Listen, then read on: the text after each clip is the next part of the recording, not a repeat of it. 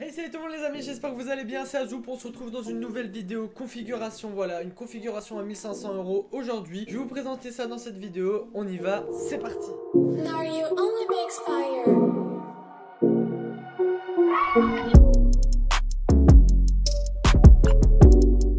Sans plus tarder, on démarre directement, voilà, niveau processeur, on est parti directement sur du AMD, voilà, le AMD Ryzen 7 3700X, qui est un très bon processeur, en plus avec le ventirad directement inclus, qui permet de faire quelques petites économies, et peut-être à l'avenir changer directement sur un plus gros ventirad, ou bien un water cooling custom, ou bien directement prémonté et tout. Voilà, c'est comme vous le sentez, mais en tout cas, ce processeur, on le retrouve au prix de 252 €, donc ce qui reste assez convenable, et il a de très bonnes perfs, il a quand même 8 cœurs, 16 threads, et il est cadencé à 3.6 GHz, ce qui fait énormément le taf, que ça soit pour les jeux, pour les streams, etc., pour de la bureautique, du montage, etc., etc. C'est vraiment super cool. Bon, du coup, qui dit processeur de chez AMD, on partira sur une carte mère d'un chipset AM4, bien sûr. Donc c'est la ROG Strix de chez Asus, la B550F Gaming. C'est une très bonne carte mère qu'on retrouve aux alentours de 180 €, donc c'est quand même assez cher pour une carte mère, mais elle fera très bien le taf avec un bon processeur en plus. Ça va vraiment être super. Donc voilà le résultat de la carte mère, comment ça rend. Il y a un tout petit peu de RGB tout dessus, donc pour ceux qui aiment bien le RGB, ça sera vraiment nickel, un tout petit peu sobre, efficace. Voilà, donc on va passer directement aux barrettes de RAM. Les barrettes de RAM, j'ai décidé de partir sur des Ballistics, donc en couleur noire. C'est du 32 Go, donc c'est du 2x16 en DDR4 cadencé à 3200 MHz en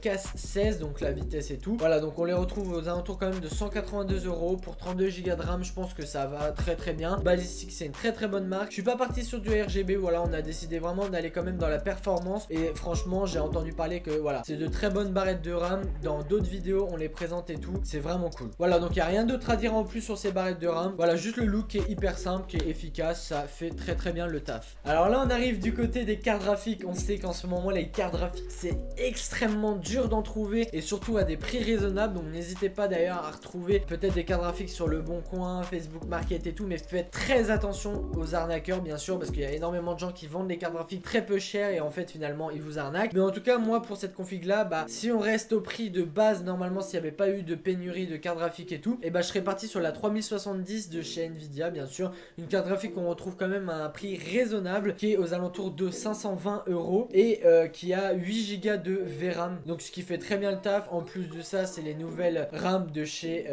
Nvidia, donc c'est de la GDDR6X. Voilà, c'est une très bonne version qui va extrêmement vite, et en plus c'est la Founder Edition, donc c'est directement l'édition de chez Nvidia. Donc voilà, c'est un côté très sobre. Il n'y a pas de RGB malheureusement, mais bon, c'est une très bonne carte graphique qu'on peut retrouver quand même pas si cher que ça. Malheureusement en ce moment toutes les cartes graphiques ont explosé au niveau des prix, ce n'est pas du tout le moment d'en acheter. Donc voilà, pour l'instant pour cette config là, malheureusement on devra partir sur les prix qu'on a de base, sinon ça partira sur une config qui est complètement abusée au niveau des prix. Après avoir fait cette parenthèse au niveau des cartes graphiques, bah du coup on part au niveau du stockage. Au niveau du stockage, je suis parti directement sur un SSD, voilà, qui est très connu, c'est le 970 Plus de chez Samsung, voilà, du 1 Tera. Le SSD 1 Tera c'est quand même assez cher, mais dites-vous que bah 1 Tera en SSD faut quand même y aller pour le remplir. À part si vous faites des vidéos, je vous conseille quand même de peut-être réduire au niveau du SSD et partir sur un HDD de 2 Tera, ça fait très bien le taf. Et du coup bah moi je suis quand même parti sur du 1 Tera à 165 € quand même, c'est assez cher, mais bon, dites-vous que c'est du SSD. Aujourd'hui le SSD c'est quand même primordial dans une configuration. D'ailleurs je vous renvoie à aller voir ma petite vidéo comment changer le SSD, comment installer un SSD, qui s'affiche directement en annotation en haut à droite de la vidéo. Ça fait extrêmement plaisir. Voilà, j'ai changé, j'ai mis un SSD et franchement on voit vraiment la différence. Petite précision, le SSD c'est du NVMe, donc en fait ça se met directement à la carte mère. J'explique tout ça dans la vidéo qui est en haut à droite. C'est vraiment une tuerie, c'est tout petit, ça prend pas de place dans la config et c'est génial. Bien sûr faut alimenter tout ça. Voilà, une config quand même avec une 3070, un bon processeur de chez AMD, une bonne carte mère, des bonnes RAM, tout ça. Voilà, faut quand même une alimentation qui est capable d'alimenter tout ça. Donc du coup je suis parti sur une Corsair RM750. Corsair, ils font quand même du très bon taf niveau alim, même si moi je suis parti sur de la Be Quiet. Voilà, on sait que Corsair ils font de la très bonne qualité. Donc voilà, c'est une 750 watts, ça fait très bien le taf. Pour ceux qui savent pas, 80 plus Gold, c'est quoi la certification des alimentations? En fait, c'est à dire que vous avez de la perte en chaleur. Donc en fait, une alimentation qui a 750 watts, bah il y a peut-être 50 watts qui sont perdus en chaleur, et donc en fait la certification permet de savoir si, admettons,